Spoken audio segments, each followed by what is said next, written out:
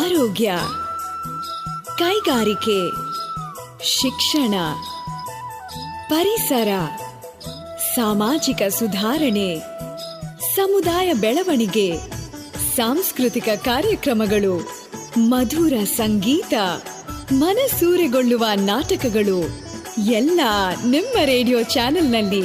Radio active 90.4 megahertz. ಕೇಳಿ radio active, ಆಗಿ active. ನಮಸ್ಕಾರ ಕೇಳುಗರೆ, ನೀವು ಕೇಳ್ತಾ ಇದ್ದೀರಿ 90.4 ಕಂಪನಾಂಕಗಳ CR ರೇಡಿಯೋ ಆಕ್ಟಿವ್. ಇದು ಬೆಂಗಳೂರಿನ ಮೊಟ್ಟಮೊದಲ ಸಮುದಾಯ ಬಾನುಲಿ ಕೇಂದ್ರ. An initiative of the department of media studies, Jain deem to be university. ಕೇಳುಗರೆ, ನಾನು ನಿಮ್ಮ ರೇಡಿಯೋ ಗೆಳತಿ ಪದ್ಮಪ್ರಿಯ. ಇವತ್ತಿನ ವಿಶೇಷ ಕಾರ್ಯಕ್ರಮದಲ್ಲಿ ನಿಮ್ಮ ಜೊತೆ ಇರ್ತೀನಿ. ಕೇಳುಗರೆ, ಇವತ್ತು ಏನಪ್ಪ ವಿಶೇಷ ಅಂತ ಹೇಳಿದ್ರೆ, ಪ್ರತಿ ವರ್ಷ ಸೆಪ್ಟೆಂಬರ್ 10ನೇ ತಾರೀಕು ನಾವು ವರ್ಲ್ಡ್ ಸೂಸೈಡ್ ಪ್ರಿವೆನ್ಷನ್ ಡೇಯನ್ನು ಆಚರಣೆ ಮಾಡ್ತೀವಿ. ಅಂದರೆ ಇದು ಮುಖ್ಯವಾಗಿ ಈ ಒಂದು ದಿನವನ್ನು ನಾವು ಆತ್ಮಹತ್ಯೆ ಪ್ರಕರಣಗಳನ್ನ ತಡೆಗಟ್ಟೋದು ಮತ್ತು ಆತ್ಮಹತ್ಯೆಗಳ ಬಗ್ಗೆ ಜಾಗೃತಿ ಮೂಡಿಸುವಂತಹ ದಿನವನ್ನಾಗಿ ಈ ಒಂದು ದಿನವನ್ನು ನಮ್ಮ ವಿಶ್ವ ಆತ್ಮಹತ್ಯೆ ತಡೆಗಟ್ಟುವ ದಿನವನ್ನಾಗಿ ಆಚರಣೆ ಮಾಡ್ತೀವಿ. ಬನ್ನಿ ಹಾಗಾದರೆ ಇವತ್ತು ಈ ಒಂದು ವರ್ಲ್ಡ್ ಸೂಸೈಡ್ ದಿನದ ಪ್ರಾಮುಖ್ಯತೆಯ ಬಗ್ಗೆ ತಿಳಿಸ್ಕೊಡೋದಕ್ಕೆ ನಮ್ಮ ಜೊತೆ ಇದ್ದಾರೆ ಡಾಕ್ಟರ್ ವಿಜಯ್ ಕುಮಾರ್ ಹರ್ಬಿಶೆಟ್ಟರ್ ಅವರು. ಇವರು ತಜ್ಞ ಮನೋವೈದ್ಯರು, ನಿಮಾನ್ಸ್, ಬೆಂಗಳೂರು. ಅವ್ರನ್ನ ನಾನು ಕಾರ್ಯಕ್ರಮಕ್ಕೆ ಇಲ್ಲಿ ಸ್ವಾಗತಿಸ್ತಾ ಇದ್ದೀನಿ. ನಮಸ್ಕಾರ ಸರ್. ನಮಸ್ಕಾರ ಪದ್ಮಪ್ರಿಯ ಮೇಡಮ್, ಮತ್ತೆ ಎಲ್ಲ ಕೇಳುಗರಿಗೆಲ್ಲರೂ ನಮಸ್ಕಾರ. ತುಂಬ ಧನ್ಯವಾದಗಳು ಸರ್. ಸರ್, ಖಂಡಿತ ಪ್ರತಿ ವರ್ಷ ಈ ಒಂದು ಸೆಪ್ಟೆಂಬರ್ 10ನೇ ತಾರೀಕು ಅಂತ ಹೇಳಿದ್ರೆ ನಾವು ಈ ಒಂದು ವರ್ಲ್ಡ್ ಸೂಸೈಡ್ ಪ್ರಿವೆನ್ಷನ್ ಡೇನ ಆಚರಣೆ ಮಾಡ್ತೀವಿ. ಹೇಳಿ ಸರ್, ಈ ದಿನದ ಪ್ರಾಮುಖ್ಯತೆ ಬಗ್ಗೆ ನಮ್ಮ ಕೇಳುಗರಿಗೆ ತಿಳಿಸ್ಕೊಡಿ ಸರ್. ಸುಮಾರು ಸಾವುಗಳಲ್ಲಿ ಆತ್ಮಹತ್ಯೆಯಿಂದ ಆಗುತ್ತಿರುವ ಸಾವುಗಳು ಕ್ರಮೇಣ ಬರೀ ಭಾರತದಲ್ಲಿ ಒಂದೇ ಅಂತಲ್ಲ, ಇಡೀ ವಿಶ್ವದಲ್ಲೂ ಇನ್ಕ್ರೀಸ್ ಆಗ್ತದೆ, ಜಾಸ್ತಿ ಆಗ್ತಿದೆ. ಇದು ಪ್ರಮಾಣ, ಇದರಲ್ಲಿ ಸುಮಾರು ಆತ್ಮಹತ್ಯೆಗಳನ್ನ ತಡೆಗಟ್ಟಬಹುದು ಅಂತ ಕಂಡು ಬಂದಿದೆ. ಸೊ ಒಂದು ಸಣ್ಣ ಪುಟ್ಟ ಏನ್ ಬದಲಾವಣೆ ಮಾಡ್ಕೊಂಡ್ರೆ, ಅಥವಾ ಈ ಸಮಾಜದಲ್ಲಿರೋ ವ್ಯಕ್ತಿಗಳು, ಸುತ್ತಮುತ್ತಲಿರೋ ಜನಗಳು ಐಡೆಂಟಿಫೈ ಮಾಡಿ ಅದನ್ನ ಅವ್ರನ್ನ ಆ ಟೈಮಲ್ಲಿ ಸ್ವಲ್ಪ ಬೆಂಬಲ ನೀಡಿಬಿಟ್ರೆ ಆತ್ಮಹತ್ಯೆ ತಡೆಗಟ್ಟೋ ಸಂಭವ ಹೆಚ್ಚಿದೆ. ಹಾಗಾಗಿ ಸುಮಾರು ಸಾವುಗಳನ್ನ ಉಳಿಸ್ಬೋದು ಅಂತ ಗೊತ್ತಾಗಿದೆ. ಈ ನಿಟ್ಟಿನಲ್ಲಿ ಈ ಏನಿದೆ ಇದು ವರ್ಲ್ಡ್ ಸೂಸೈಡ್ ಪ್ರಿವೆನ್ಷನ್ ಡೇ ಅಂತ ಹೇಳಿ ಸೆಪ್ಟೆಂಬರ್ 10ನೇ ತಾರೀಕು ಅದನ್ನ ಎಲ್ಲರೂ ಜನರಿಗೆ ಜಾಗೃತಿ ಮೂಡಿಸ್ಬೇಕು ಅನ್ನೋ ನಿಟ್ಟಿನಲ್ಲಿ ಅದನ್ನ ಒಂಥರ ಆಚರಣೆ ಅನ್ನೋದಕ್ಕಿಂತ ಅದನ್ನ ನಾವು ಅದ್ರ ಬಗ್ಗೆ ಪ್ರೋಗ್ರಾಮ್ಗಳು ಮಾಡಿ ಜನರಿಗೆ ತಲುಪಿಸೋ ಪ್ರಯತ್ನ ಮಾಡ್ತೀವಿ. ಈಗ ನೀವು ಮಾಡ್ತಾ ಇರಲ್ಲ, ಇವಾಗ ಇದು ಕೂಡ ಒಂದು ಜನರಿಗೆ ತಲುಪುವಂತ ಕಾರ್ಯಕ್ರಮ. ಇದರಿಂದನೂ ಸುಮಾರು ಹೆಲ್ಪ್ ಆಗುತ್ತೆ ಜನರಿಗೆ. ಮತ್ತೆ ಈ ವರ್ಷದ ಥೀಮ್ ಅಂತ ಹೇಳೋದಾದ್ರೆ ಯಾವ ಒಂದು ವಿಚಾರನ ಇಟ್ಕೊಂಡು ಜನಗಳಿಗೆ ಈ ಒಂದು ವಿಷಯದ ಬಗ್ಗೆ ಜಾಗೃತಿ ಮೂಡಿಸ್ತಾ ಇದ್ದೀರಿ? ಒಂದ್ ಸುಮಾರು ಲಾಸ್ಟ್ ಇಯರ್ ಇಂದ ಲೆಕ್ಕದಲ್ಲಿ ತಗೊಂಡ್ರೆ 2021 ಇಂದಾನೆ 3 ವರ್ಷ ಕಂಟಿನ್ಯೂಸ್ ಆಗಿ ಕ್ರಿಯೇಟಿಂಗ್ ಹೋಪ್ ಥ್ರೂ ಆಕ್ಷನ್ ಅಂತಂದ್ರೆ ಕ್ರಮಗಳು ಅಥವಾ ಕ್ರಿಯೆಗಳು ಅಥವಾ ಆಕ್ಷನ್ ಮೂಲಕ ಅದನ್ನ ತಡೆಗಟ್ಟೋದು ಹೇಗೆ ಅಂತಂದ್ರೆ ಹೋಪ್ ಮೂಡಿಸೋದು ಅಂತ. ಹೋಪ್ ಅಂತಂದ್ರೆ ಆತ್ಮವಿಶ್ವಾಸ ಮೂಡಿಸೋದು ಅಂತ. ಆತ್ಮವಿಶ್ವಾಸ ಅಂತಂದ್ರೆ ಈಗ ಮುಂದೆ ನಂಗೆ ಏನೂ ಇಲ್ಲ, ಮುಂದೆ ನಂಗೆ ಲೈಫ್ ಇಲ್ಲ ಅಂತ ಹೋಪ್ ಅಂತೀವಿ. ಹೋಪ್ಲೆಸ್ನೆಸ್ ಇಲ್ಲ, ನನ್ಗೆ ಒಳ್ಳೇದಾಗೋ ಚಾನ್ಸ್ ಇದೆ ಅಂತಂದ್ರೆ ಅದು ಹೋಪ್. ನನಗೆ ಏನ್ ಚಾನ್ಸೇ ಇಲ್ಲ, ಯಾರು ನಾನು ಉದ್ಧಾರ ಮಾಡಕ್ ಚಾನ್ಸೇ ಇಲ್ಲ, ನನಗೆ ಯಾರು ನನ್ನ ಈ ಕಷ್ಟದಿಂದ ಹೊರಗಡೆ ತರೋ ಚಾನ್ಸೇ ಇಲ್ಲ ಅಂತ ಏನ್ ಯೋಚನೆ ಬರುತ್ತಲ್ಲ, ಇದಕ್ಕೆ ಹೋಪ್ಲೆಸ್ನೆಸ್ ಅಂತ ಕರಿತೀವಿ. ಅದನ್ನ ಕಡಿಮೆ ಮಾಡಿ ಹೋಪ್ ನ ಇನ್ಕ್ರೀಸ್ ಮಾಡೋದಿಕ್ಕೇನೆ hope, creating action through hope ಅಂತ. ಅಂದ್ರೆ ಆಕ್ಷನ್ ಮೂಲಕ, ಸುಮ್ನೆ ಬರೀ ಮಾತಲ್ಲಿ ಸುಮ್ನೆ ದೂರದಿಂದ ಮಾತಾಡಿ ಇಲ್ಲಲ್ಲ, ಆಕ್ಷನ್ ಮೂಲಕ ಇವನ್ ಜನರಿಗೆ ತಲುಪಿಸಿ ಅದರಿಂದ ಆತ್ಮಹತ್ಯೆ ತಡೆಗಟ್ಟಬಹುದು ಅಂತ ಈ ನಿಟ್ಟಿನಲ್ಲಿ 3 ವರ್ಷ ಅದೇ ಥೀಮ್ನ ಇಟ್ಕೊಂಡಿದ್ದಾರೆ. ಮತ್ತೆ ನಾವು ಈಗ ಈ ಆತ್ಮಹತ್ಯೆ ವಿಷಯವಾಗಿ ಮಾತನಾಡೋದಾದ್ರೆ, ಇತ್ತೀಚಿನ ದಿನಗಳಲ್ಲಿ ಯಾವೊಂದು ಜನರೇಷನ್ ನಲ್ಲಿ ಜಾಸ್ತಿ ಈ ಆತ್ಮಹತ್ಯೆಗಳು ಅಥವಾ ಈ ಅಂಕಿ ಅಂಶಗಳ ಬಗ್ಗೆ ನಾವೇನಾದ್ರೂ ಸ್ವಲ್ಪ ಮಾತನಾಡೋದಾದ್ರೆ, 18 ವಯಸ್ಸಿಂದ ಹಿಡಿದು 45ನೇ ವಯಸ್ಸಲ್ಲಿರೋ ಈ ಏಜ್ ಗ್ರೂಪ್ ಅಲ್ಲಿ ಸುಮಾರು 37%, 1/3 ಅಥವಾ 1/3 ಜಾಸ್ತಿನೇ ಅಂತ ಹೇಳ್ಬೋದು, ಇಲ್ಲಿ ಸುಮಾರು ಜಾಸ್ತಿ ಇದೆ ಅಂತ ಗೊತ್ತಾಗಿದೆ. ಸೊ ಇವರೆಲ್ಲ ಏನು ಅಂತಂದ್ರೆ, ಇವ್ರು ನಾಳಿನ ಪ್ರಜೆಗಳು, ಇವತ್ತಿನ ಪ್ರಜೆಗಳು ಪ್ಲಸ್ ನಾಳಿನ ನಮ್ಮ ದೇಶವನ್ನ ಮುಂದೆ ತಗೊಂಡುವಂತ ಆ ಏಜ್ ಗ್ರೂಪ್ ನವರು ಇವರು 18ರಿಂದ 45 early career. So working adults ಅಂತಾನು ಕರಿಬಹುದು, ಅರ್ಲಿ ವರ್ಕಿಂಗ್ ಅಡಲ್ಟ್ಸ್ ಅಂತ ಕರಿಬಹುದು. ಈ ಏಜ್ ಗ್ರೂಪ್ ಅಲ್ಲಿ ಸುಮಾರು ಇದೆ. ಇಲ್ಲಿ ಅಡ್ಜಸ್ಟ್ಮೆಂಟ್ ಆಗ್ತಾ ಇರುತ್ತೆ ಸುಮಾರು ಲೈಫ್ ಅಲ್ಲಿ. ಇವರಲ್ಲಿ ಆ ಸ್ಟ್ರೆಸ್ ಏನಿದೆ ಅದನ್ನ ಕಡಿಮೆ ಮಾಡಿ ತಡೆಗಟ್ಟಬಹುದು. ಸೊ 18ರಿಂದ 45 ಹೆಚ್ಚಾಗುತ್ತೆ. ವಯಸ್ಸಲ್ಲಿ 60ಕ್ಕಿಂತ ಜಾಸ್ತಿ ಇರೋರಲ್ಲೂ ಆಗ್ತಾ ಇದೆ. ಆಮೇಲೆ ಏನ್ 18ನೇ ವಯಸ್ಸವರೆಗೂ ಟೀನೇಜ್ ಅಲ್ಲೂ ಜಾಸ್ತಿ ಆಗ್ತಾ ಇದೆ ಬರ್ತಾ ಅಂತ ಕಂಡು ಬಂದಿದೆ. ಆಮೇಲೆ ಮೇಲ್ಸ್ ಅಂದ್ರೆ ಗಂಡಸರಲ್ಲಿ ಹೆಚ್ಚು ಅಂತ ಬಂದಿದೆ. 70% ಗಂಡಸರಲ್ಲಾದ್ರೆ 30% ಫಿಮೇಲ್ಸ್ ಅಲ್ಲಿ ಆಗುತ್ತೆ. ಸರ್, ನಮ್ಮ ಕರ್ನಾಟಕದ ಮಟ್ಟಿಗೆ ಏನಾದ್ರು ಅಂಕಿಅಂಶ ಕೊಡೋದಾದ್ರೆ ಯಾವ ರೀತಿ ಇದೆ ಸರ್? ಈ 2021ನೇ ಅಂಕಿಅಂಶಗಳನ್ನ ಮೊನ್ನೆ ಈ ರಾಷ್ಟ್ರೀಯ ಅಪರಾಧ ದಾಖಲೆಗಳ ಕೇಂದ್ರ ಅಂತಂದ್ರೆ ನ್ಯಾಷನಲ್ ಕ್ರೈಮ್ ರೆಕಾರ್ಡ್ಸ್ ಬ್ಯೂರೋ ಅಂತ ಕರಿತೀವಿ, NCRB ಅಂತ, ಅವ್ರು ರಿಲೀಸ್ ಮಾಡಿದ್ರು. Only 2 weeks back 1 week back ಅನ್ಸುತ್ತೆ ಅವ್ರು ರಿಲೀಸ್ ಮಾಡಿದ್ರು.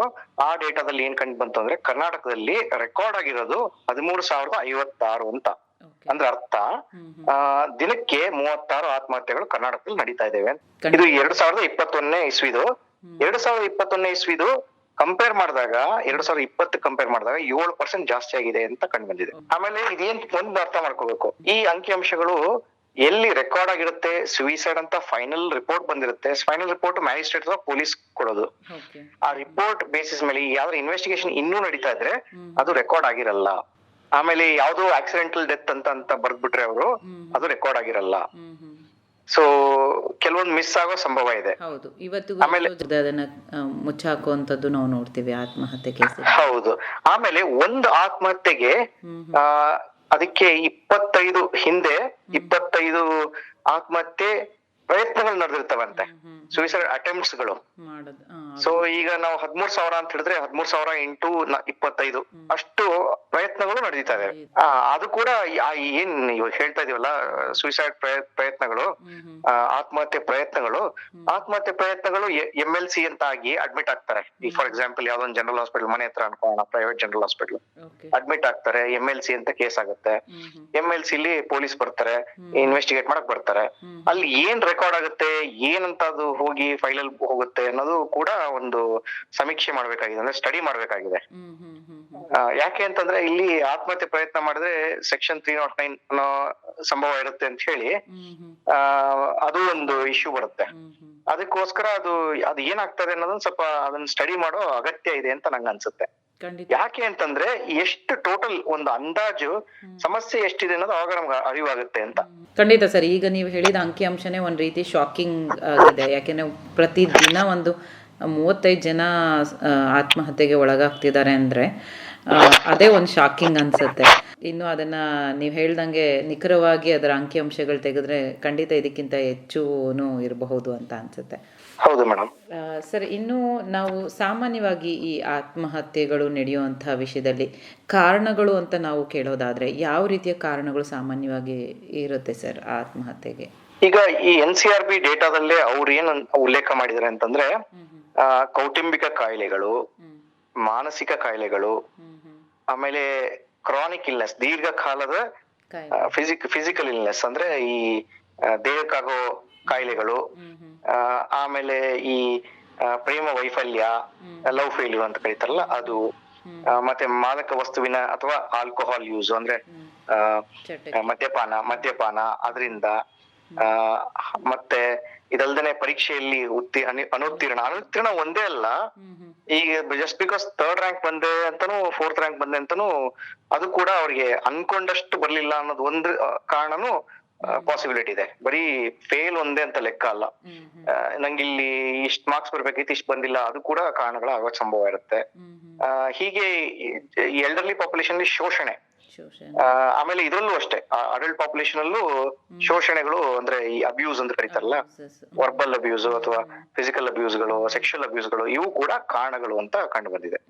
ಆಮೇಲೆ ನಾವು ಏನ್ ನೋಡ್ತೀವಿ ಅಂತಂದ್ರೆ ನಮ್ಮ ಸಮೀಕ್ಷೆ, ನಮ್ಮ ಇಂಟರ್ನ್ಯಾಷನಲ್ ಟೆಕ್ನಿಕ್ಸ್ ನಾವು ಕಲ್ತಿರೋದು ಏನಂತಂದ್ರೆ ನಾವು ಸುಮಾರು 90% ಆತ್ಮಹತ್ಯೆ ಆಗಿರೋರಲ್ಲಿ 90% ಭಾಗ ಮನಸ್ಸಿನ ಆರೋಗ್ಯ ಸರಿ ಇಲ್ದೇ ಇರೋದು ಕಾರಣ ಅಂತ ಕಂಡು ಬಂದಿದೆ. ಇದರಲ್ಲಿ ಹೆಚ್ಚಿನದು ಖಿನ್ನತೆ ಅಂದ್ರೆ ಡಿಪ್ರೆಷನ್. ಹೆಚ್ಚಿನದು ಡಿಪ್ರೆಷನ್. ಅದೇ ರೀತಿ ಅವಾಗಲೇ ಹೇಳ್ದಂಗೆ ಮಾದಕ ವಸ್ತು ಅಥವಾ ಮದ್ಯಪಾನ, ಹಾಗೇನೆ ಬೇರೆ ಸ್ಕಿಜೋಫ್ರಿನಿಯಾ ಅಂತ ಕಾಯಿಲೆ ಅಥವಾ ಪರ್ಸನಾಲಿಟಿ ಡಿಸಾರ್ಡರ್ ಅಂತ ಕರಿತೀವಿ, ವ್ಯಕ್ತಿತ್ವದ ಕಾಯಿಲೆಗಳು, ಇವು ಕೂಡ ಕಾರಣಗಳು ಅಂತ ಕಂಡು ಬಂದಿದೆ. ಖಂಡಿತ ನಾವು ಆತ್ಮಹತ್ಯೆಗೆ ಕಾರಣಗಳು ಅಂತ ನೋಡಿದಾಗ ಸಾಕಷ್ಟು ನೋಡಬಹುದು. ನೀವು ಹೇಳ್ದಂಗೆ ಈ ಕಾರಣಗಳು ಮುಖ್ಯವಾಗಿ ನಾವು ಗಮನಿಸಬೇಕಾಗತ್ತೆ. ಇನ್ನು ಸರ್, ನಾವು ಈಗ ನಮ್ಮ ಸುತ್ತಮುತ್ತ ಯಾರಾದರೂ ಆತ್ಮಹತ್ಯೆಗೆ ಪ್ರಯತ್ನ ಪಡುವಂಥವರು ಇದ್ದಾಗ, ಅಥವಾ ಅವರು ಯಾವ ರೀತಿಯ ಒಂದು ಗುಣಲಕ್ಷಣಗಳಿರುತ್ತೆ, ಯಾವ ರೀತಿ ಒಂದು ನಾವೇನಾದರೂ ಅವ್ರ ಹತ್ರ ಏನು ಹೇಳ್ತಾರೆ ಆ ಲಕ್ಷಣಗಳನ್ನ ಕಂಡುಹಿಡಿಯೋದಾದರೆ ನಾವು ಯಾವ ಲಕ್ಷಣಗಳನ್ನ ಗಮನದಲ್ಲಿ ಇಟ್ಕೊಂಡಿರ್ಬೇಕಾಗತ್ತೆ? ಇದರಲ್ಲಿ ಇದ್ದಕ್ಕಿದ್ದ ಹಾಗೆ ಅವರಲ್ಲಿ ಬದಲಾವಣೆಗಳಾಗೋದು, ಅವ್ರ ನಡವಳಿಕೆಯಲ್ಲಿ ಬದಲಾವಣೆಗಳು, ಅವರ ಭಾವನೆಗಳಲ್ಲಿ ಏರುಪೇರು, ಬೆಳಿಗ್ಗೆ ಖುಷಿಯಾಗಿರ್ತಾರೆ, ಮಧ್ಯಾಹ್ನ ಬೇಜಾರಾಗಿರ್ತಾರೆ, ಸಾಯಂಕಾಲ ಸಿಟ್ನಲ್ಲಿ ಇರ್ತಾರೆ. ಸೊ ಈ ತರ ಬದಲಾವಣೆ ಸುಮಾರು ಸಡನ್ ಆಗಿ ಬದಲಾವಣೆಗಳಾಗೋದು. ಆಮೇಲೆ ಸಣ್ಣ ಪುಟ್ಟ ವಿಷಯಕ್ಕೆ ಸಬ್ಕೋಪ ಮಾಡ್ಕೊಳ್ಳೋದು. ಆಮೇಲೆ ನಾನು ಯಾಕೋ ಗ್ರೂಪ್ ಅಲ್ಲಿ ಇರಕ್ ಇಷ್ಟ ಇಲ್ಲ, ಬೇಡ, ಯಾಕೋ ಅಲ್ಲಿ ಮೀಟಿಂಗ್ ಇತ್ತಲ್ಲ, ನಿಮ್ ಫ್ರೆಂಡ್ಸ್ ಎಲ್ಲ ಮೀಟ್ ಮಾಡ್ತಿದ್ರಲ್ಲ, ಯಾಕೋ ಈ ಬಂದೆ ಅಂತಂದ್ರೆ, ಇಲ್ಲ ನಂಗೆ ಇಂಟ್ರೆಸ್ಟ್ ಇಲ್ಲ, ಅಲ್ಲ ಅವ್ರ ಜೊತೆ ಎಲ್ಲ ಮಾತಾಡಕ್ ಹೋಗಿ ನಂಗೆ ಒಂಥರ ಅನ್ಸುತ್ತೆ ಅಂತ ಇದ್ದಕ್ಕಿದ್ದಂಗೆ ದೂರ ಇರೋದು ಜನರಿಂದ. ಆಮೇಲೆ ಈ ಬೇಸರವಾಗಿ ಕಾಣೋದು. ಆಮೇಲೆ ಸಾವು ಅಥವಾ ಸಾಯ್ತೀನಿ, ಸತ್ರೆ ಒಳ್ಳೇದು, ಸತ್ ಮೇಲೆ ಎಲ್ಲಿ ಹೋಗ್ತಾರೆ, ಅಥವಾ ಈ ಜೀವನ ಇಷ್ಟೇನಾ, ನಂಗೆ ಸುಸ್ತಾಗಿದೆ, ನಂಗೆ ಸಾಕಾಯ್ತು, ನಾನ್ ದೂರ ಹೋಗ್ಬಿಡ್ತೀನಿ, ಎಲ್ಲಾ ಬಿಟ್ಟು ಹೋಗ್ಬಿಡ್ತೀನಿ, ಈ ತರ ಮಾತಾಡ್ತಾರಲ್ಲ, ಇವೆಲ್ಲ ಕೂಡ ಸೂಚನೆಗಳು ಅಂತ ಅನ್ಕೋಬಹುದು. ಆಮೇಲೆ ಭವಿಷ್ಯದ ಬಗ್ಗೆ ನಕಾರಾತ್ಮಕ ಯೋಚನೆಗಳು, ನಕಾರಾತ್ಮಕ ಮಾತಾಡೋದು, ಮುಂದೆ ಏನ್ ಫ್ಯೂಚರ್ ಇಲ್ಲ ನನಗೆ, ಯಾರು ಇದು ಪ್ರಾಬ್ಲಮ್ ಏನಾಗುತ್ತೆ ಅಂದ್ರೆ ಯಾರು ಏನು ಮಾಡಕ್ಕಾಗಲ್ಲ ಅನ್ನೋದು ಕೂಡ ಬಂದ್ಬಿಡುತ್ತೆ ಒಂದ್ಸಲ ಯೋಚನೆ. ಯಾರು ಏನು ಮಾಡಕ್ಕಾಗಲ್ಲ ಅಂತಂದ್ರೆ ಚಾನ್ಸ್ ಕೊಡಕ್ ಕಮ್ಮಿ ಇಲ್ಲ ಚಾನ್ಸ್. ಸೊ ನನ್ನ ಕೈಲಿ ಏನೂ ಆಗಲ್ಲ, ನಾನು ಒಂಥರ ಇದಕ್ಕೆ ವರ್ತ್ಲೆಸ್ನೆಸ್ ಅಂತ ಕರಿತೀವಿ ಇಂಗ್ಲಿಷ್ ಅಲ್ಲಿ. ಆಮೇಲೆ ಹೀಗೆ ಇವನ್ನೆಲ್ಲ ಆಮೇಲೆ ಈ ಡಿಪ್ರೆಷನ್ ಸಿಂಪ್ಟಮ್ಸ್, ಮತ್ತೆ ತೂಕದಲ್ಲಿ ಬದಲಾವಣೆ, ಅವ್ರಿಗೆ ತೂಕ ಇದ್ದಕ್ಕಿದ್ದಾಗೆಲ್ಲ ಕಡಿಮೆ ಆಗೋದು, ಸುಮಾರು ಒಂದು 4 ವಾರದಲ್ಲಿ ಸುಮಾರು 5 kg ಕಡಿಮೆ ಆಗ್ಬಿಡೋದು. ಸೊ ಈ ತರದ್ದೆಲ್ಲ ಬದಲಾವಣೆಗಳು. ಆಮೇಲೆ ಹೊಟ್ಟೆ ಹಸು ಆಗಲ್ಲ, ಕರೆಕ್ಟ್ ಟೈಮ್ ಊಟ ಮಾಡಲ್ಲ, ಅವ್ರ ಬಗ್ಗೆ ತಾನು ಕಾಳಜಿ ವಹಿಸಲ್ಲ, ಏನ್ ಬಿಡೋ ನನ್ ಲೈಫ್ ಇಷ್ಟೇ, ನನ್ಗೆ ಇಂಟ್ರೆಸ್ಟ್ ಇಲ್ಲ, ಯಾಕೆ ಏನಂತ. ಸೊ ಹೀಗೆ ಈ ತರದೆಲ್ಲ ಏನಾದ್ರು ನೀವು ಬದಲಾವಣೆ ಕಂಡ್ರೆ ಇದು ಹತ್ತಿರದ ಸಂಬಂಧಿಕರು, ಸಂಬಂಧಿಕರು ಅಥವಾ ಸ್ನೇಹಿತರಿಗೆ ಕ್ಲಿಯರ್ ಆಗಿ ಗೊತ್ತಾಗ್ಬಿಡುತ್ತೆ. ಇದು ಬಹಳ ಕ್ಲಿಯರ್ ಆಗಿ ಗೊತ್ತಾಗತ್ತೆ. ಹೋಗ್ಲಿ ಬಿಡು, ಏನಪ್ಪ ಡಲ್ ಆಗಿದ್ದಾನೆ ಅಂತ ಸ್ವಲ್ಪ ಅವ್ರನ್ನ ಅಲಕ್ಷ್ಯ ಅನ್ನೋ ವರ್ಡ್ಕಿಂತ ಈ ಪಾಪ 2 ದಿನ ಆದ್ಮೇಲೆ ಅವನೇ ಬರ್ತಾನೆ ಬಿಡು ಅಂತೇಳಿ, ಅವನೇ ಬರ್ತಾನೆ ಇಲ್ಲ ಅವಳೇ ಬರ್ತಾಳೆ ಅಂತ ಬಿಡೋ ಸಂಭವ ಇರುತ್ತೆ. ನಾ ಏನ್ ಹೇಳ್ತೀನಿ ಅಂತಂದ್ರೆ, ಯಾವ್ದಕ್ಕೂ ಅದ್ ಅನ್ಕೊಳ್ಳೋದ್ ತಪ್ಪಿಲ್ಲ, ಬಟ್ ಯಾಕೆ ಒಂದ್ಸರಿ ಮಾತಾಡ್ಸ್ಬಿಡೋಣ ಅಂತ ಹೇಳಿ ಬಂದ್ ಪಕ್ಕದಲ್ಲಿ ಕೂತ್ಕೊಂಡು ಮಾತಾಡೋದ್ ಬೆಟರ್. ಫೋನ್ ಕಾಲ್ ಎಲ್ಲ ಅಷ್ಟೊಂದು ಪ್ರಯೋಜನ ಆಗುತ್ತೋ ಇಲ್ವೋ, ಬಟ್ ಫೋನ್ ಅಲ್ಲಿ ಕರೆದ್ಬಿಟ್ಟು ಪಕ್ಕದಲ್ಲಿ ಕೂಡ್ಸ್ಕೊಂಡು ಮಾತಾಡೋದು ಬಹಳ ಮುಖ್ಯ. ಅಥವಾ ನೀವೇ ಹೋಗಿ ಅವ್ರ ಹತ್ರ ಹೋಗಿ ಕೂತ್ಕೊಂಡು ಸಮಯ ಕೊಟ್ಟು, ಯಾವ್ದು ಜಡ್ಜ್ ಮಾಡ್ದೇನೆ ಕೂತ್ಕೊಂಡು, ಏನಾಗಿದೆ ಸಮಸ್ಯೆ, ಏನ್ ಪ್ರಾಬ್ಲಮ್ ಹೇಳುದು, ಎಲ್ಲ ಬಿಡ್ಸ್ ನನಗೆ ಹೇಳು ಅಂತ ಕೇಳಿ ಆ ಮನ್ಸಿಂದೆಲ್ಲ ಕೇಳ್ಬಿಟ್ರೆ ಅದ್ರಲ್ಲಿ ಅರ್ಧ ಚಾನ್ಸಸ್ ಕಮ್ಮಿ ಆಗ್ಬಿಡುತ್ತೆ ಅಂತ ಅನ್ಬೋದು. ಆ ಮಟ್ಟಿಗೆ ನಾವು ಆಕ್ಸಿಡೆಂಟ್, ಏನಾದರೂ ಒಂದು ಆಕ್ಸಿಡೆಂಟ್ ಆದಾಗ ಹೇಗೆ ಪ್ರಥಮ ಚಿಕಿತ್ಸೆ ಅಂತ ಹೇಳ್ತೀವೋ, ಅದೇ ರೀತಿ ಒಂದು ಆತ್ಮಹತ್ಯೆಯನ್ನು ತಡೆಗಟ್ಟಬೇಕು ಅಂತ ಹೇಳಿದ್ರೆ ಅವ್ರ ಸುತ್ತಮುತ್ತಲೇ ಈ ಥರ ಒಂದು ಅಂಶಗಳು ಕಂಡು ಬಂದಾಗ ಅವರು, ನೀವು ಹೇಳ್ದಂಗೆ ಫಸ್ಟು ಅವ್ರನ್ನ ಜೊತೆ ಮಾತನಾಡೋದು, ಯಾವುದೇ ಜಡ್ಜ್ಮೆಂಟ್ ಇಲ್ಲದೆ, ಆ ಥರದ ಕೆಲವೊಂದು ಅಂಶಗಳನ್ನ ನೋಡ್ಕೊಳ್ಬೇಕಾಗತ್ತೆ. ಸೈಕಲಾಜಿಕಲ್ ಫಸ್ಟ್ ಏಡ್ ಅಂತಾನೆ ಕರಿಬಹುದು ಇದನ್ನ.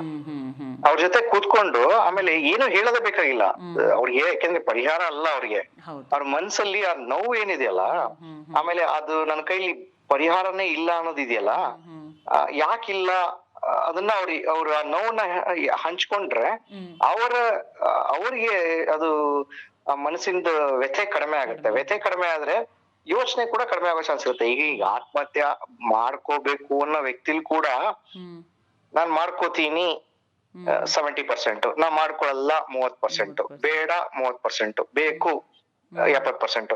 ಆಮೇಲೆ ಸ್ವಿಚ್ ಆಗ್ತಾ ಇರ್ತದ, 90% ಬೇಕು ನಾ ಮಾಡ್ಕೋತೀನಿ, 10% ಬೇಡ, 95% ಬೇಕು, 5% ಬೇಡ. ಸೊ ಹಿಂಗೆ ಸ್ವಿಂಗ್ ಆಗೋ ಚಾನ್ಸ್ ಇರುತ್ತೆ. 10% ಇವೆಲ್ಲ ವೇಸ್ಟ್, ಆತ್ಮಹತ್ಯೆ ಎಲ್ಲ ಮಾಡ್ಕೋಬಾರ್ದು, 90% ನಾ ಜೀವನ ಮಾಡ್ತೀನಿ. ಸೊ ಇದು ಫ್ಲಕ್ಚುಯೇಷನ್ಸ್ ಆಗ್ತಿರತ್ತೆ. ಇದು ಹೌದು.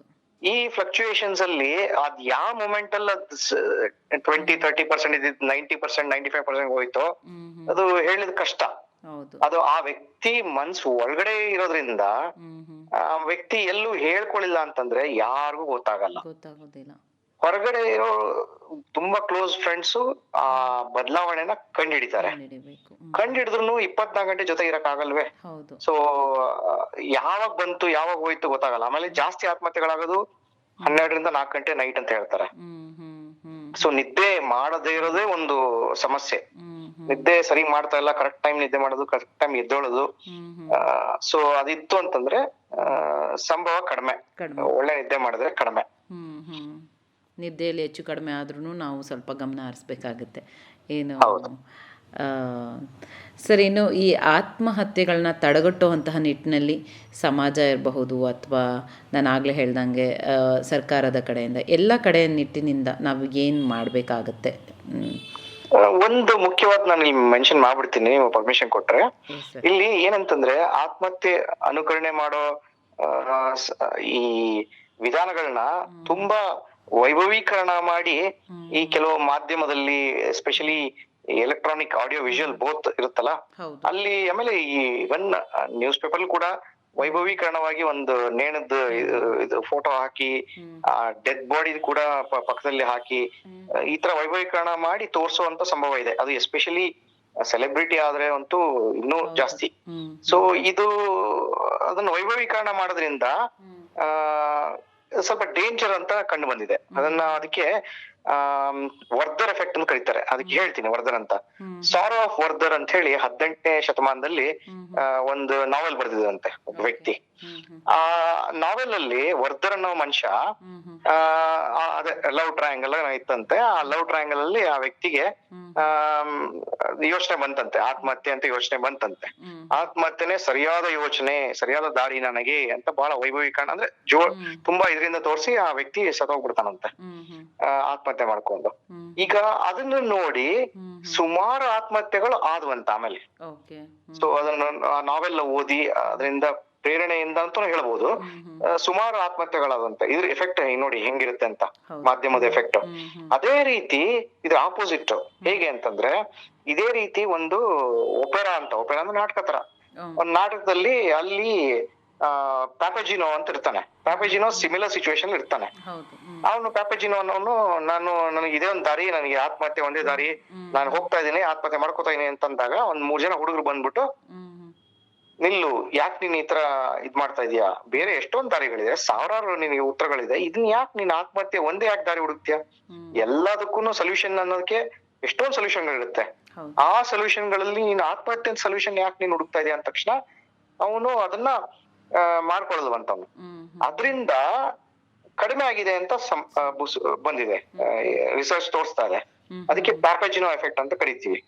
ಸೊ ಇದು ನಮ್ಮ ಮಾಧ್ಯಮ ಮಿತ್ರರಲ್ಲಿ ನಮ್ ರಿಕ್ವೆಸ್ಟ್ ಇದೆ. ಸೊ ತುಂಬಾ ಭಾವೋದ್ವೇಗಗೊಳಿಸೋ, ಆಮೇಲೆ ತುಂಬಾ ವೈಭವೀಕರಣ ಮಾಡೋದು, ಸ್ವಲ್ಪ ಇದನ್ನ ಕಡಿಮೆ ಮಾಡಿದ್ರೆ ಒಳ್ಳೇದು. ಆಮೇಲೆ ಈಗ್ಲೂ ಅಷ್ಟೇ, ನೀವು ಅಕಸ್ಮಾತ್ ಒಂದು ಗೂಗಲ್ ಅಲ್ಲಿ ಹೌ ಟು ಕಮಿಟ್ ಸುಯಿಸೈಡ್ ಅಂತ ನೀವು ಬರೆದ್ರೆ, ಅಥವಾ how to end life with suicide, methods of suicide ಅಂತ ಹಾಕಿದ್ರೆ, ಸುಯಿಸೈಡ್ ಅನ್ನೋ ವರ್ಡ್ ಹಿಟ್ ಆದ ತಕ್ಷಣ ಅಲ್ಲಿ ನಿಮಗೆ ಹೆಲ್ಪ್ ಲೈನ್ ಬರುತ್ತೆ. ಹೆಲ್ಪ್ ಲೈನ್ ನಂಬರ್ಸ್ ಅಲ್ಲಿ ಬರುತ್ತೆ. Get help, call this number, get help immediately ಅಂತ ಬರುತ್ತದು. ಅಂದ್ರೆ ಈವನ್ ಅಷ್ಟು ಕೂಡ ಸೆನ್ಸಿಟಿವ್ ಇವಾಗ ಇದು ನಮ್ಮ ಏನ್ ಈ ಸರ್ಚ್ ಇಂಜಿನ್ಸ್ ಎಲ್ಲ ಇವಾಗ ಅಷ್ಟು ಮಟ್ಟಿಗೆ ಜಗತ್ ಬದಲಾಗ್ತಾ ಇದೆ. ಅದರಿಂದ ಮಾಧ್ಯಮ ಮಿತ್ರರು ಕೂಡ ಬದಲಾಗ್ಬೇಕು ಅಂತ ಒಂದು. ಆಮೇಲೆ ಇದಕ್ಕೆ ವರ್ಲ್ಡ್ ಹೆಲ್ತ್ ಆರ್ಗನೈಸೇಷನ್ WHO ಅಂತ ಕರಿತೀವಲ್ಲ, ಅವ್ರು ಕೂಡ ಮಾಧ್ಯಮದವ್ರಿಗೆ ಗೈಡ್ ಲೈನ್ಸ್ ಕೂಡ ಕೊಟ್ಟಿದ್ದಾರೆ. ಏನಂತ ತೋರ್ಸ್ಬೇಕು, ಏನಂತ ತೋರ್ಸ್ಬಾರ್ದು ಅಂತ ಕೊಟ್ಟಿದ್ದಾರೆ. ಸೊ ಅದು ತುಂಬಾ ಮುಖ್ಯ ಅಂತ ನನ್ಗನ್ಸುತ್ತೆ. ಅದಲ್ದೇನೆ ಸರ್ಕಾರ ಕಡೆಯಿಂದ ಅದೇ ಟ್ರೈನಿಂಗ್, ಈ ಗೇಟ್ ಕೀಪರ್ ಟ್ರೈನಿಂಗ್ ಅಂತಿದೆ. ಗೇಟ್ ಕೀಪರ್ ಟ್ರೈನಿಂಗ್ ಅಂತ ಹೇಳಿ ಅದನ್ನ ಸುಮಾರು ಕಡೆ ಮಾಡ್ತಿದ್ದಾರೆ. ಸುಯಿಸೈಡ್ ಗೇಟ್ ಕೀಪರ್ ಟ್ರೈನಿಂಗ್ ಅಂತ, ವಾಲಂಟಿಯರ್ ಟ್ರೈನಿಂಗ್, ಸಿಂಪಲ್ ಒಂದು 10 ಗಂಟೆ ಕಾಲ ಟ್ರೈನಿಂಗ್ ತಗೊಂಡ್ಬಿಟ್ರೆ ಆಗೋಯ್ತು. ಅಂಡ್ ದೇ ಆರ್ ಆ ತರದ ಜನರನ್ನ ಸುಮಾರು ಜಾಗದಲ್ಲೆಲ್ಲ ಇದನ್ನ ಅವರೆಲ್ಲ ಎಲ್ಲಾ ಏರಿಯಾದಲ್ಲೂ ಆತರ ಗೇಟ್ ಕೀಪರ್ಸ್ ನ ಇತ್ತು ಅಂತಂದ್ರೆ ಚಾನ್ಸಸ್ ಕಮ್ಮಿ ಆಗುತ್ತೆ. ಆಮೇಲೆ ಶಾಲಾ ಕಾಲೇಜುಗಳಲ್ಲಿ ನಾವು ಪಠ್ಯ ಪುಸ್ತಕ ಎಲ್ಲ ಓದ್ತೀವಿ, ಮಾನಸಿಕ ಆರೋಗ್ಯ ಬಗ್ಗೆ ತುಂಬಾ ಓದಲ್ಲ. ಹೌದು. ಅಲ್ಲಿ ಒಂಚೂರು ಸೇರಿಸಿ ಸ್ಟ್ರೆಸ್ ಆದ್ರೆ ಏನ್ ಮಾಡ್ಬೇಕು, ಈಗ ಬಿದ್ರೆ ಏನ್ ಮಾಡ್ಬೇಕು, ಬಿದ್ರೆ ಹೆಂಗ್ ಎದ್ದೊಳ್ಬೇಕು ಅನ್ನೋದು ಕಲಿಸ್ಬೇಕು. ಈಗ ಬರೀ ಈಗ ನೀವು ನೋಡಿದ್ರೆ PUC ಎಕ್ಸಾಮ್ ಆದ ತಕ್ಷಣ, ನೀಟ್ ಎಕ್ಸಾಮ್ ಆದ ತಕ್ಷಣ ಎಲ್ಲಾ ಶಾಲಾ ಕಾಲೇಜುಗಳಲ್ಲಿ ಹೊರಗಡೆ, ಅದು ಕಾಲೇಜುಗಳಲ್ಲಿ ಹೊರಗಡೆ ಬೋರ್ಡ್ ಹಾಕೊಳ್ಳೋದು ಏನಂತಂದ್ರೆ ನಮ್ದಲ್ಲಿ 3rd ರ್ಯಾಂಕ್, ನಮ್ದಲ್ಲಿ 5th ರ್ಯಾಂಕ್, ನಮ್ದಲ್ಲಿ 8th ರ್ಯಾಂಕ್ ಇಷ್ಟೇ. ಫೇಲ್ ಆದ್ರೆ ವಿದ್ಯಾರ್ಥಿಗಳು ಯಾರು ನೋಡೋರು? ಅವರು ನಮ್ಮ ಸಮಾಜದ ಅಂಗ, ಅವರು ಬಹಳ ಮುಖ್ಯವಾದ ಜನರು ಅವರು ಹಂಗಂದ್ರೆ ಅವ್ರಿಗೇನು ಲೈಫೇ ಇಲ್ವಾ? ಸೊ ಅಂದ್ರೆ ಫೇಲ್ ಆಗಿರೋನ್ನೇ ಕೂಡಿ ಅವ್ರಿಗೊಂದು ದಾರಿ ಹುಡ್ಕೊಡಿ. ನಾವು ಫೇಲ್ ಆದ್ರಿಗೆಲ್ಲ ಹಿಂಗ್ ಮಾಡಿದ್ವಿ, ಅವ್ರು ಯಾರಿಗ ಆಗ್ಲಿಲ್ವೋ ಅವ್ರಿಗೆಲ್ಲ ನಾವು ಈ ಸರಿ ಸಕ್ಸಸ್ ಆಗಿಲ್ದಿರೋರ್ಗೆಲ್ಲ ನಾವು ಈ ತರ ಎಲ್ಲ ಮಾಡಿದ್ವಿ ಅಂತ ಅದನ್ನ ಹಾಕಿಬಹುದು ಅಂತ ನಾ ಹೇಳೋದು.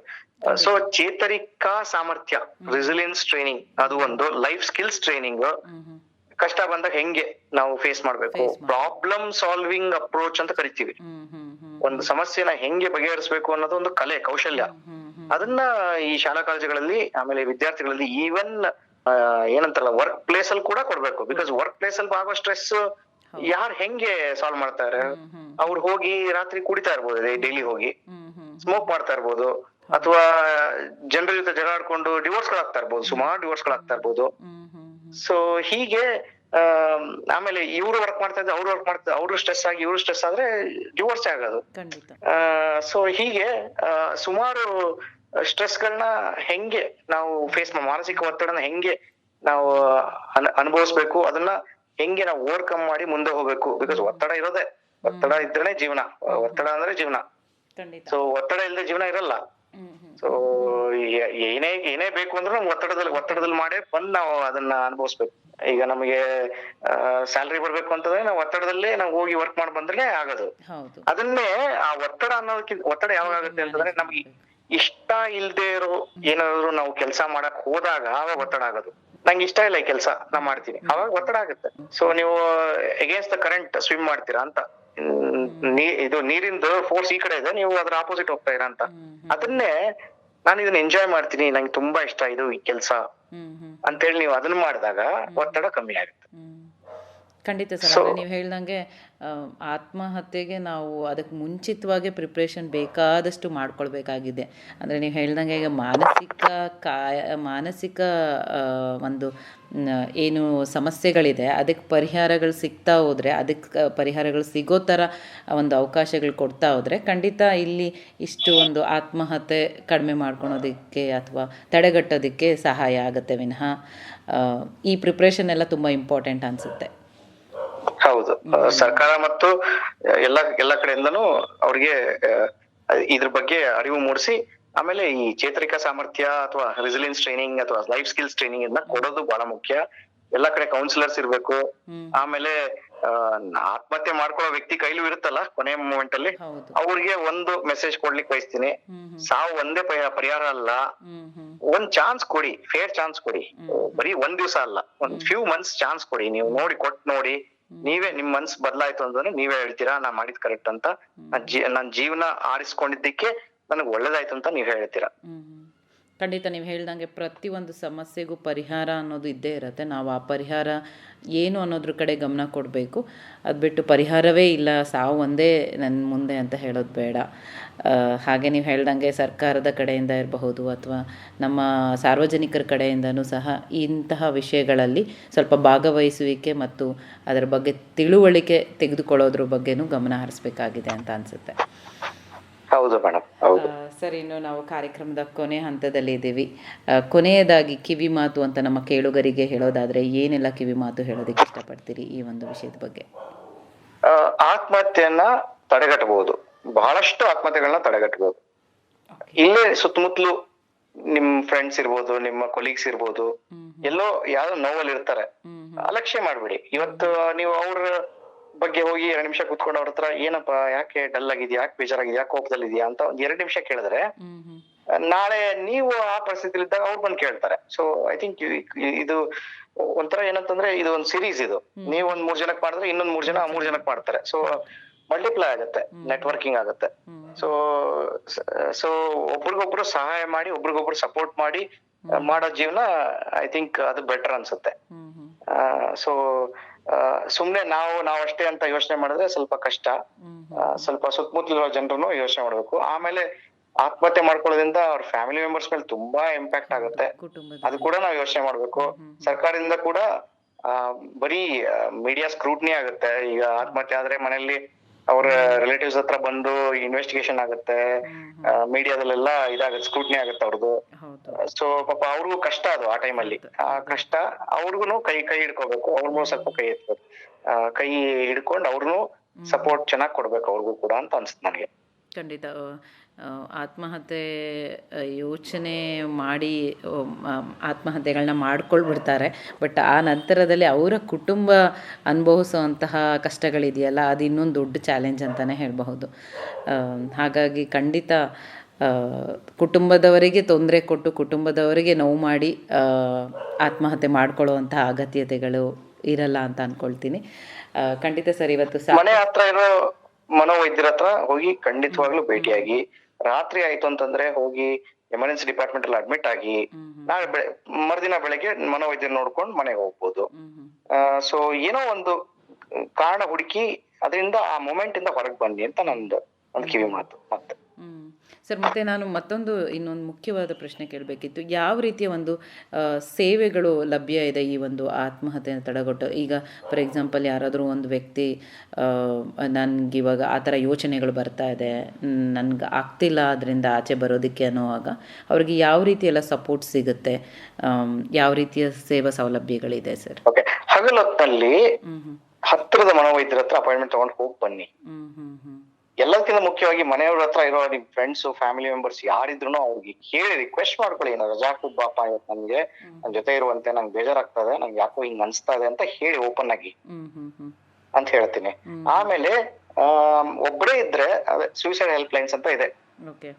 ಮೆಡಿಕೋ ಪ್ಯಾಸ್ಟಲ್ ಅಸೋಸಿಯೇಷನ್ ಅವ್ರದ್ದೊಂದಿದೆ, ಆಮೇಲೆ ಸ್ಪಂದನ ಅವ್ರದ್ದೊಂದಿತ್ತು, ಆಮೇಲೆ ಇವ್ರದ್ದು ನಮ್ಮ ನಿಮ್ಯಾನ್ಸ್ ಅವ್ರದ್ದು ಕೌನ್ಸಿಲಿಂಗ್ ಹೆಲ್ಪ್ ಲೈನ್ ಕೂಡ ಇದೆ. ಏನೋ ಆಗ್ಲಿಲ್ಲ ಅಂತಂದ್ರೆ ರಾತ್ರಿ ಮಿಡಲ್ ಆಫ್ ದ ನೈಟ್ ಆದ್ರೆ ನೀವು ಮನೆ ಹತ್ರ ಇರೋ ಯಾವ್ದೇ ಒಂದು ಎಮರ್ಜೆನ್ಸಿ, ಸೂಸೈಡ್ ಎಮರ್ಜೆನ್ಸಿ, ಹೆಂಗೆ ಜಸ್ಟ್ ಈಗ ಈ ಹಾರ್ಟ್ ಅಟ್ಯಾಕ್ ಆಗುತ್ತಲ್ಲ ಅಂತ ವ್ಯಕ್ತಿಗೆ ಚೆಸ್ಟ್ ಪೇನ್ ಬರುತ್ತೆ ಫಸ್ಟ್. ಆ ಚೆಸ್ಟ್ ಪೇನ್ ಇದ್ದಂಗೆ ಅದು ಸೂಸೈಡ್ ಅನ್ನೋ ಯೋಚನೆ ಬರ್ತಾ ಇರೋದ್ರೆ chest pain equal. Chest pain ಬಂದಾಗ ಏನ್ ಮಾಡ್ತೀರಾ, ಅವಾಗ ನೀವು ಇದು ಕರೀತೀರಾ, ಆಂಬುಲೆನ್ಸ್ ಕರೀತೀರಾ. ಸೇಮ್ ಇದಕ್ಕೂ ಆಂಬುಲೆನ್ಸ್ ಕರಿಬಹುದು. ಬಟ್ ಆಂಬುಲೆನ್ಸ್ ಬೇಡ ಅಂತಂದ್ರೆ ನಿಮ್ ಫ್ರೆಂಡ್ಸ್ ಜೊತೆ ಕಾರಲ್ಲಿ ಬೇಗ ಹೋಗಿ ಅಥವಾ ಬೈಕಲ್ಲಿ ಹೋಗಿ. ಹೆಂಗಾರ ನೀವು first near by emergency department ಅಲ್ಲಿ ಸೇರಿ ಅಲ್ಲಿ ಹೋಗಿ ನಿಮ್ಗೆ ಹೇಳಿ ಈ ತರ ಆಗ್ತದೆ ಅಂತ ಹೇಳ್ಬೇಕು, ಮನ್ಸಲ್ಲಿ ಇಟ್ಕೋಬಾರ್ದು, ಹೇಳಿ ನೋಡಿ. ಸೊ ಇದು ಇಂಪಾರ್ಟೆಂಟ್. ಖಂಡಿತ ಸರ್, ಇವತ್ತು ನಮ್ಮ ಕಾರ್ಯಕ್ರಮದಲ್ಲಿದ್ದು ಸಾಕಷ್ಟು ವಿಷಯಗಳನ್ನ, ಆತ್ಮಹತ್ಯೆಯ ಬಗ್ಗೆ ಸಾಕಷ್ಟು ತಡೆಗಟ್ಟೋ ನಿಟ್ಟಿನಲ್ಲಿ ಸಾಕಷ್ಟು ವಿಷಯಗಳನ್ನ ಮಾತನಾಡಿದ್ರಿ. ಖಂಡಿತ ಇಲ್ಲಿ ತನಕ ಇದ್ದು ಇಷ್ಟೆಲ್ಲ ಮಾಹಿತಿ ಕೊಟ್ಟಿದ್ದಕ್ಕೆ ನಮ್ಮ ರೇಡಿಯೋ ಆಕ್ಟಿವ್ ಪರವಾಗಿ ಮತ್ತು ನಮ್ಮ ಎಲ್ಲ ಕೇಳುಗರ ಪರವಾಗಿ ತುಂಬಾ ಧನ್ಯವಾದಗಳು ಸರ್. ನಮ್ಗೆ ಇನ್ವೈಟ್ ಮಾಡಿದ್ದಕ್ಕೆ ಪದ್ಮಪ್ರಿಯ ಅವರಿಗೆ ಮತ್ತೆ ಹಾಗೂ ನಿಮ್ಮ ಕಮ್ಯುನಿಟಿ ರೇಡಿಯೋ ತಂಡದವರಿಗೆಲ್ಲರಿಗೂ ನನ್ನ ತುಂಬ ಧನ್ಯವಾದಗಳು. Thank you madam. ಕೇಳುಗರೆ, ಕೇಳಿದ್ರಲ್ಲ, ಇಲ್ಲಿ ತನಕ doctor Vijay Kumar R B Shettar ಅವರು ನಮ್ಮ ಜೊತೆ ಇದ್ದರು. ಈ ಒಂದು ವರ್ಲ್ಡ್ ಸೂಸೈಡ್ ಪ್ರಿವೆನ್ಷನ್ ಡೇ, ಈ ಒಂದು ದಿನದ ಪ್ರಾಮುಖ್ಯತೆ ನಮಗೆ ಕಾರ್ಯಕ್ರಮದ ಮೂಲಕ ತಿಳಿಸ್ಕೊಟ್ಟಿದ್ದಾರೆ. ಇವತ್ತಿನ ಕಾರ್ಯಕ್ರಮನ ಇಲ್ಲಿಗೆ ಮುಕ್ತಾಯಗೊಳಿಸ್ತಾ ಇದ್ದೀನಿ. ಕಾರ್ಯಕ್ರಮ ಮುಗಿಸೋದಕ್ಕೂ ಮುಂಚೆ ನಮ್ಮ ಕಾರ್ಯಕ್ರಮದ ಬಗ್ಗೆ ನಿಮ್ಮ ಅನಿಸಿಕೆ ಅಭಿಪ್ರಾಯಗಳಿದ್ದಲ್ಲಿ ನಮಗೆ ತಿಳಿಸಬಹುದು. ನಮ್ಮ ಮೇಲ್ ID radioactive.cr90.4msz@gmail.com. ಹಾಗೆ ಕೇಳುಗರೆ, ಈ ಒಂದು ಕಾರ್ಯಕ್ರಮನ ರೇಡಿಯೋದಲ್ಲಿ ಕೇಳಲು ಮಿಸ್ ಆಗಿದ್ದಲ್ಲಿ www.soundcloud.comಗೆ ಹೋಗಿ ಈ ಕಾರ್ಯಕ್ರಮನ ಕೇಳಬಹುದು. ಐ ರೇಡಿಯೋ ವೆಬ್ಸೈಟಲ್ಲೂ ಸಹ ಈ ಒಂದು ಕಾರ್ಯಕ್ರಮನ ಕೇಳಬಹುದು ಅಂತ ಹೇಳ್ತಾ, ನಿರಂತರವಾಗಿ ಕೇಳಿ 90.4 ಕಂಪನಾಂಕಗಳ CR ರೇಡಿಯೋ ಆಕ್ಟಿವ್. ಇದು ಬೆಂಗಳೂರಿನ ಮೊಟ್ಟಮೊದಲ ಸಮುದಾಯ ಬಾನುಲಿ ಕೇಂದ್ರ. ನಾನು ನಿಮ್ಮ ರೇಡಿಯೋ ಗೆಳತಿ ಪದ್ಮಪ್ರಿಯ. ಮುಂದಿನ ಕಾರ್ಯಕ್ರಮದೊಂದಿಗೆ ನಿಮ್ಮ ಜೊತೆ ಇರ್ತೀನಿ ಅಂತ ಹೇಳ್ತಾ ಧನ್ಯವಾದಗಳು. ಭಾರತ ಹಳ್ಳಿಗಳ ನಾಡು, ಹಲವು ಸಂಸ್ಕೃತಿಗಳ ಬೀಡು. ನಮ್ಮಲ್ಲಿ ಹಬ್ಬ ಹರಿದಿನ ಜಾತ್ರೆಗಳಿಗೆ ಕಡಿಮೆ ಏನಿಲ್ಲ. ಹೀಗೆಲ್ಲ ಜಾತ್ರೆ ಉತ್ಸವಗಳು ನಡೆಯುವಾಗ ಇಂಥದ್ದೊಂದು ಶಬ್ದ, ನಾದ ನಮಗೆ ಕೇಳುತ್ತಲೇ ಇರುತ್ತದೆ.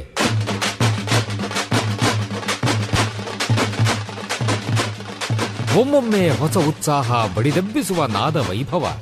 ಇದು ತಮಟೆಯ ಸದ್ದು, ಡೊಳ್ಳಿನ ಸದ್ದು. ಇವು ಮೇಳೈಸಿದಾಗ ಒಮ್ಮೆಲೆ ಒಗ್ಗೂಡುತ್ತವೆ ನಮ್ಮ ಮೈಮನಗಳು. ಇದು ಗ್ರಾಮೀಣ ಸಂಸ್ಕೃತಿ.